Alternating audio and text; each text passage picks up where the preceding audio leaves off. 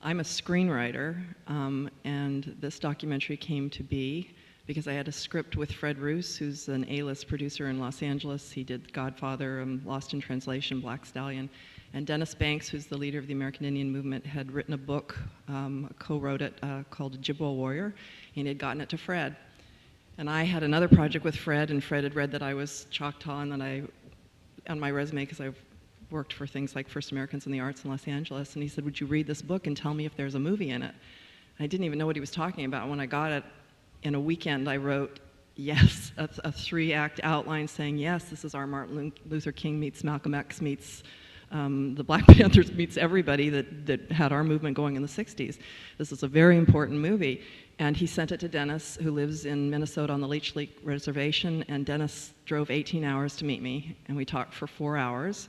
And Dennis had been interested in a theatrical feature, and I sat there and I was looking at him and I said, I don't think Hollywood or this country is ready for a theatrical feature with a movie star playing you, because here you sit, and we really need to do this documentary about you. And he said, I don't want to do a documentary about me. I was a small part of it. His whole motivation was people need to know the story.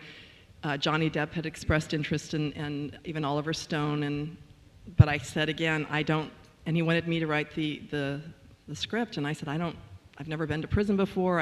I don't know a lot about what you've experienced on the reservations. Can we consider making a documentary? And again, he was like, I don't want to do that. And then he got quiet and he said, you know, some of my own children and grandchildren don't know what we did. And I said, a lot of people don't know what you did. And he said, then let's do it.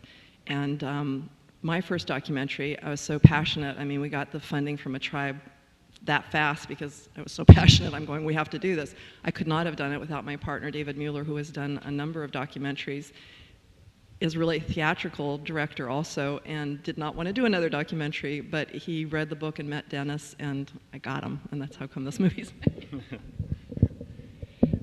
It's true. I told Lynn that I was through doing documentaries because I'd done a number of them in the past, and it was awesome and painful. I did most of them without any money.